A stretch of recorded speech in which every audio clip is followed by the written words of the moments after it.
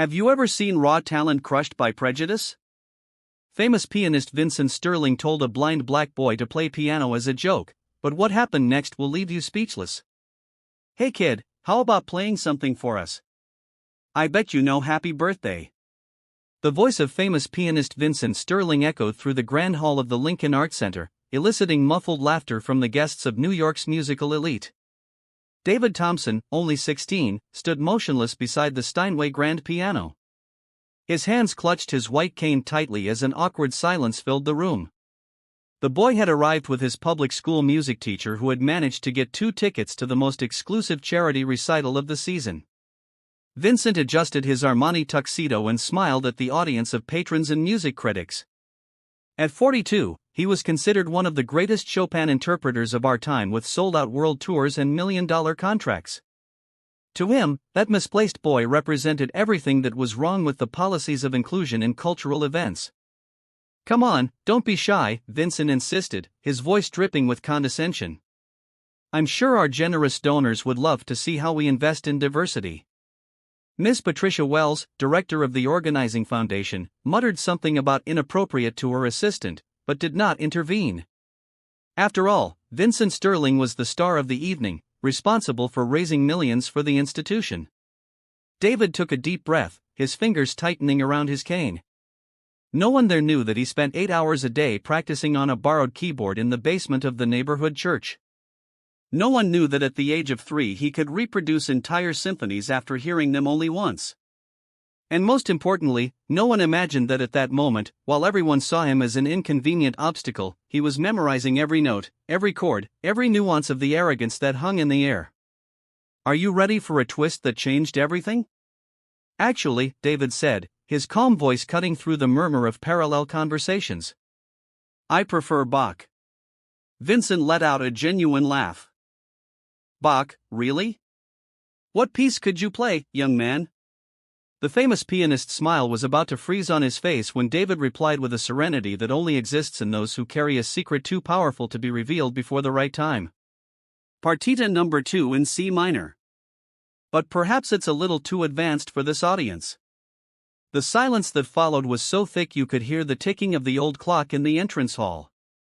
There was something about the way that boy stood, the quiet confidence of his words, that made some of the guests realize they were about to witness something far beyond simple humiliation. If you're enjoying this story of overcoming prejudice, don't forget to subscribe to Black Voices to find out how a moment of mockery would turn into the most devastating lesson the New York musical elite would ever receive. Vincent Sterling felt a twinge of irritation at the boy's unexpected response. The Partita number 2 in C minor was one of Bach's most technically and emotionally complex compositions, known for breaking experienced pianists. "How dare this kid suggest that the audience wasn't up to it, too advanced," Vincent repeated, his voice taking on a sharper tone. "Young man, you're speaking to people who finance the world's greatest orchestras. Perhaps you don't understand where you are." The audience murmured in agreement.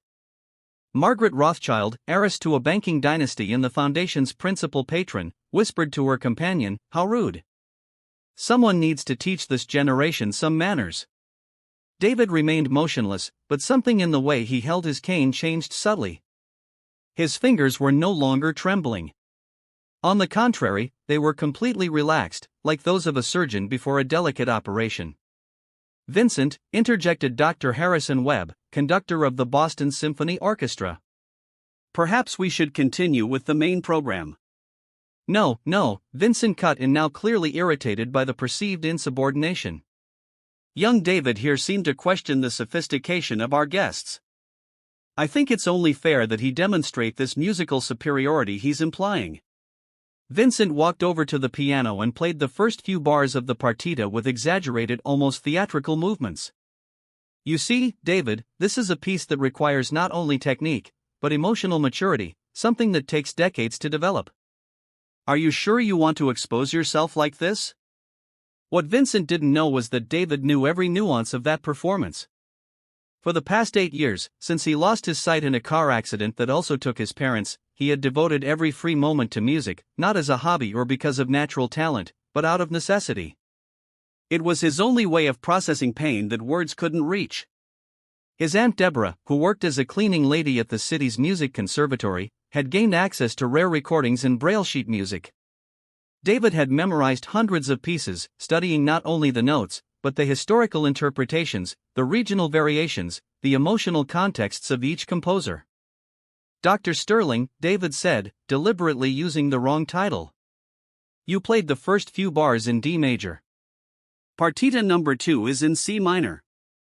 An icy silence descended on the room. Vincent felt the blood rush to his face. He had deliberately changed the key to test whether the boy really knew the piece, but he hadn't expected to be corrected in public. Obviously, it was intentional, Vincent lied, his voice losing its polished smoothness. I was testing his basic musical ear. I see, David replied with a calmness that made some of the guests shift uncomfortably in their chairs.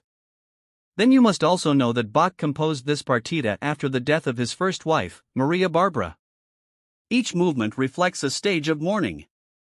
That's why playing it correctly requires more than technique. It requires having known real loss. The statement hit Vincent like a punch in the stomach. His own interpretation of the piece had always been technically perfect, but cold, lacking the emotional depth that true connoisseurs always noticed, but never dared to comment on. Very good, Vincent said, his mask of superiority beginning to crack. Since you're so knowledgeable about music theory, how about showing us in practice? Or would you rather continue impressing us with your encyclopedic knowledge? David approached the piano, leaving his cane leaning carefully against the bench. His hands found the keys with the precision of someone who had mapped thousands of keyboards in his mind. One question before I begin, David said, turning slightly toward the audience.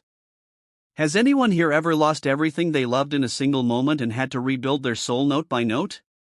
The silence that followed was different. It was no longer one of social discomfort, but of recognition. Some guests began to realize that they were witnessing something much deeper than a simple musical demonstration. Vincent felt a chill of apprehension. There was something about the boy's posture, the way his hands hovered over the keys, that suggested the evening would not follow the humiliating script he had planned. What those privileged people couldn't see was that every condescending word, every pitying glance, every attempt to belittle him was feeding something much more powerful than indignation. It was awakening the kind of strength that only comes from suffering transformed into purpose. And David was about to show that underestimating someone who has lost everything is the most dangerous mistake one can make. David's question hung in the air like a suspended note, creating an uncomfortable silence that made some guests shift in their seats. Vincent felt a growing irritation at the boy's continued insubordination. Enough cheap philosophy, Vincent cut in, his voice completely losing its social politeness. Either you play now or you leave so we can get on with a serious program for the evening. Margaret Rothschild whispered loudly enough to be heard. Honestly, I don't know why we allow anyone into these events. There is a standard to be maintained. David nodded slowly, his hands still hovering over the keys. You're right about standards. They're really important. His voice carried a calmness that made Dr. Webb frown, as if he sensed something the others couldn't yet pick up on. In the fifth row, Deborah Thompson immediately recognized the tone in her nephew's voice. It was the same one he used before solving impossible math problems or when he was about to demonstrate something he'd been preparing in secret. She had worked at the conservatory long enough to know that David wasn't just talented. He was prodigious in a way that few understood. David, Vincent insisted, now clearly losing patience. Are you going to play or not? Because I can guarantee that no one here has all night for your existential musings. Actually, David replied, adjusting his position on the bench, I'd like to make a small change to the proposal. Instead of partita number 2, how about something more educational for the audience? Vincent laughed contemptuously. Educational, kid? You're talking to people who fund entire conservatories. What exactly could you teach us? David turned slightly toward the audience, his blind eyes seeming to see through the social masks everyone wore. How about demonstrating the difference between playing notes correctly and playing music? A murmur ran through the audience. Some guests exchanged puzzled glances while others seemed offended by the implication. How dare he? Patricia Wells muttered to her assistant as if someone like him could distinguish between superior technique and whatever he thinks he can do. Vincent felt himself losing control of the situation. This kid was clearly trying to manipulate the audience, create some kind of dramatic moment. It was time to end this charade once and for all. "Very well," Vincent said, walking over to the piano. "Since you want to give a lesson, I'll demonstrate first how the partita should be played by someone who has actually studied music." David stepped away from the bench, allowing Vincent to sit down. What the famous pianist didn't notice was the almost imperceptible smile that crossed the boy's face, not one of nervousness, but of someone who had just put his opponent exactly where he wanted him. Vincent began to play with his usual technical precision. Every note was in the right place, every beat perfectly measured. It was an impressive display of musical skill developed over decades of formal training. As Vincent played, David closed his eyes and did something he had learned years ago. He memorized not just the notes, but every nuance of the interpretation, every stylistic choice, every micro-pause. In his mind, he was photographing the entire performance, cataloging every element he could use against his opponent. Deborah watched her nephew with a mixture of pride and apprehension. She knew that concentration. It was the same one David displayed when he spent hours studying recordings of masters long dead, analyzing their interpretations like a detective examining evidence. Dr. Webb, sitting in the third row, also noticed something different about the boy's posture. There was a quietness about him that reminded him of the great performers before career-defining performances. A calmness that came not from resignation, but from absolute preparation. Vincent finished the partita with a dramatic flourish, clearly pleased with himself. The audience applauded politely, some commenting on his flawless technique and mature interpretation. "And now," Vincent said, rising and gesturing grandly toward the piano. "Let's see how you interpret this piece that is clearly beyond your capabilities." David approached the bench again. But before sitting down, he did something unexpected. He turned to the audience and said, "Before I begin, I'd like you to know something about the music you just heard." Vincent frowned. "What are you talking about?" "The partita number 2 was not written merely as a technical exercise," David continued, his voice taking on an authority that made the entire room pay attention. "Bach composed it as a dialogue with grief. Each movement represents a different phase of mourning for the loss of his wife, Maria Barbara." Some guests leaned forward, intrigued by the change in tone. "The first movement," David continued, "represents denial. The music refuses to accept the reality of the loss. The second is anger against God, against fate, against the music itself for failing to bring the dead back to life." Vincent rolled his eyes. Any first-year student knows that you're not impressing anyone with basic historical context. David smiled again, but this time the smile reached his eyes. "You're right. Historical context is easy to memorize, but to experience that pain personally, that changes everything." He sat down at the piano and placed his hands on the keys. "The difference, Dr. Sterling, between your interpretation and mine is not technical. It's that you played the notes Bach wrote. I'm going to play the tears he shed." The silence that followed was unlike any of the previous ones. There was an electric expectation in the air, as if everyone sensed they were about to witness something extraordinary. In the fifth row, Deborah clenched her fists. She knew David wasn't just about to play music. He was about to bare his soul to strangers who had spent the entire evening underestimating him. It was brave and terrifying at the same time.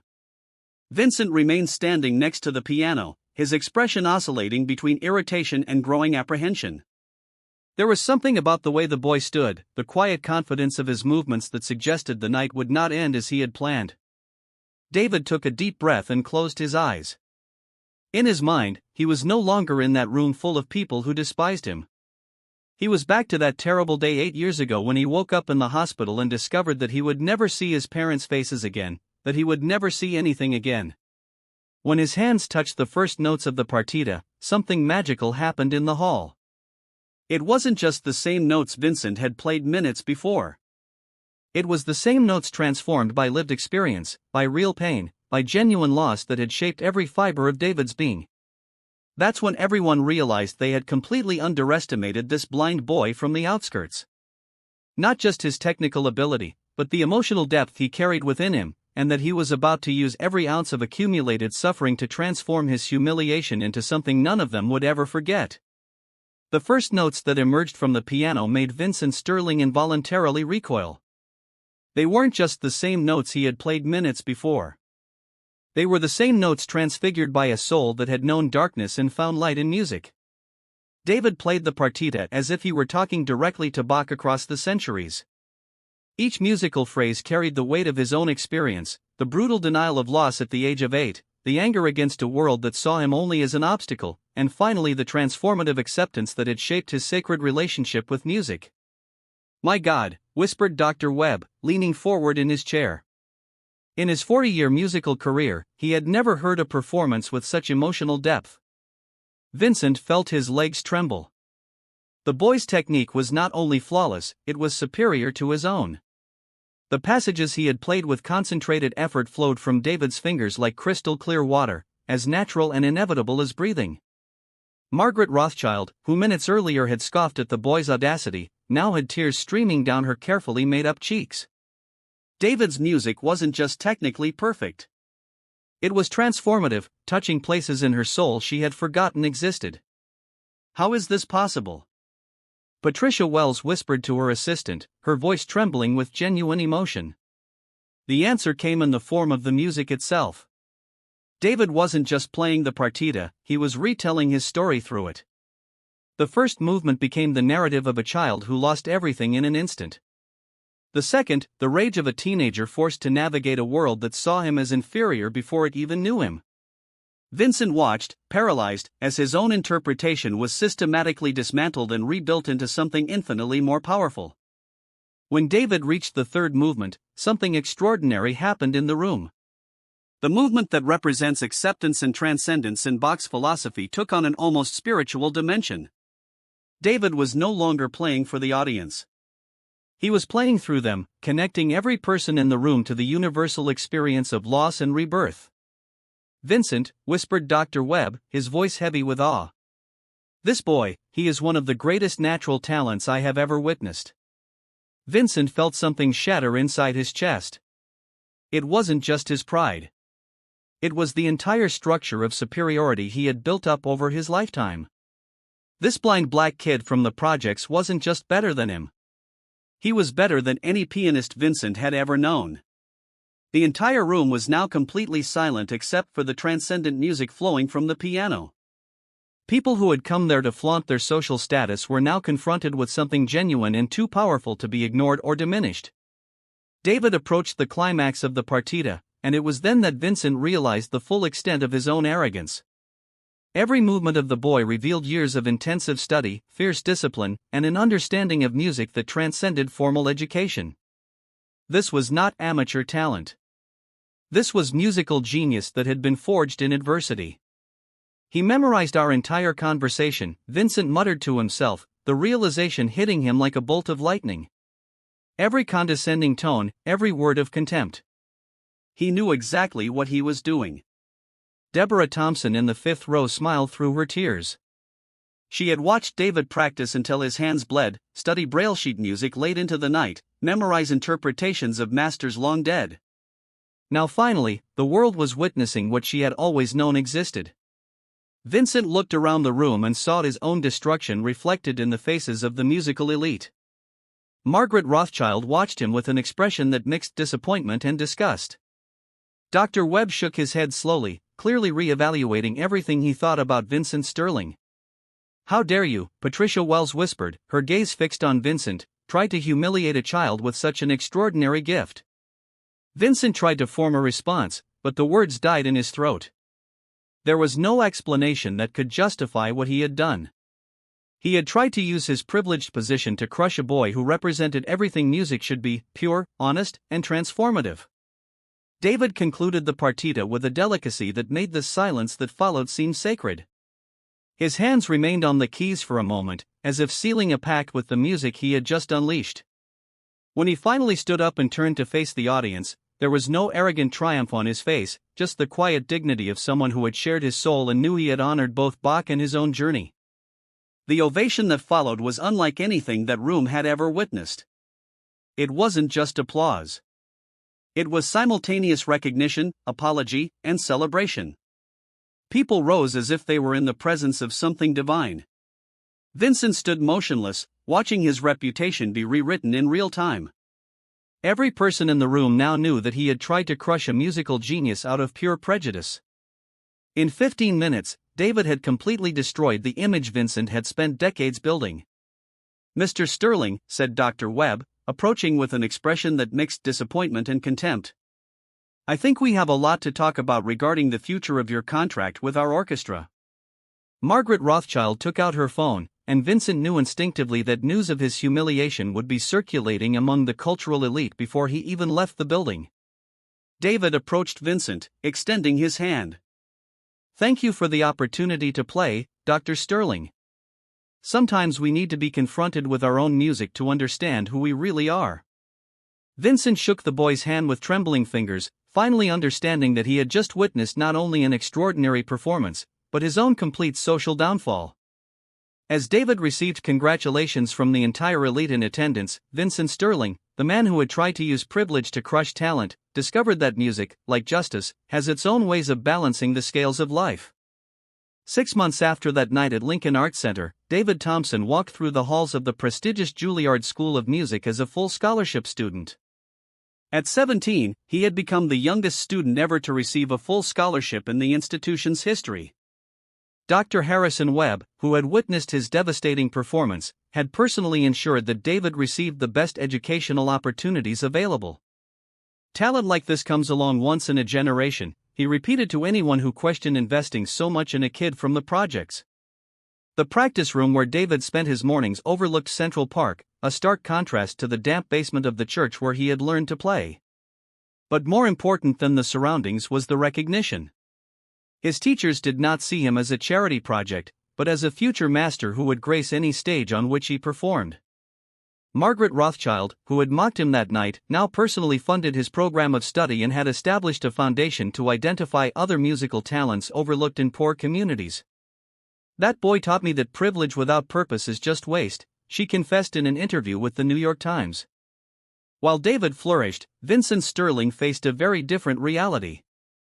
His contracts with major orchestras were cancelled one by one. The video of David's performance and the cruel attempt at humiliation that preceded it had gone viral, racking up millions of views and devastating comments about prejudice disguised as cultural elitism. Vincent tried a European tour, but even there the story had caught up with him. Music critics wrote reviews that questioned not only his technique, but his humanity. "Sterling plays the right notes, but his music lacks the soul we witnessed in that young prodigy," wrote the influential Guardian critic. Patricia Wells, the foundation's director, had been forced to resign after public exposure of how she had allowed charity events to become stages for prejudice. The board of directors made it clear that associating the institution's image with discrimination was unacceptable under any circumstances. Deborah Thompson watched her nephew prepare for another solo performance at Carnegie Hall. This time as the featured artist, not a tolerated spectator. She thought about how the accident that had robbed David of his sight had also revealed a gift that might never have blossomed under normal circumstances. "Don't you feel angry about what happened?" she asked as David tuned his new violin, a Stradivarius on loan from the Rothschild Foundation. David smiled, his fingers finding the strings with the familiarity of someone who had turned adversity into art. "Auntie, Vincent Sterling gave me the greatest gift of my life that night. He gave me an audience." The irony was not lost on him. Vincent had tried to use his position to crush a boy he considered inferior, but had inadvertently created the opportunity for true musical genius to reveal itself to the world. On the night of the Carnegie Hall performance, David played to a sold-out audience that included celebrities, music critics, and sitting in the front row, Margaret Rothschild, now one of the most fervent advocates of music inclusion programs. Vincent Sterling watched the live broadcast from his empty apartment in Queens, where he had moved after losing his penthouse in Manhattan. Every note David played was a reminder of his own moral and professional fall. When David finished his main performance, a devastatingly beautiful rendition of the same partita that had changed everything, he stepped to the microphone to thank the audience. "Music doesn't belong to any of us," he said, his voice echoing through the historic hall. "She exists to connect human hearts regardless of our background or appearance. That is the true democracy of art." The ovation lasted 15 minutes. People cried openly, not just for the beauty of the music, but for the recognition that they had witnessed something transformative. A lesson about how true talent always finds its way, even when faced with the cruelest of obstacles. 2 years later, David would release his first album, which would become the best-selling classical music album of the decade. Vincent Sterling continued to give private lessons at a community school, his international career permanently destroyed by his own arrogance. The difference between them was not just their professional success, but the way each had chosen to use his talent. David used his music to lift others up, establishing educational programs in underserved communities. Vincent had used his to elevate himself above others until he discovered that heights built on prejudice always come crashing down. David Thompson's story has become legendary in music circles, not only for his extraordinary talent, but for proving that true artistic excellence knows no color, social class, or limitations imposed by those who fear greatness in others. As David always said to young students facing discrimination, the best revenge is not to destroy those who hurt you, but to build something greater than they could ever imagine. Have you ever witnessed talent being wasted because of prejudice? How did you react when you saw injustice being disguised as tradition?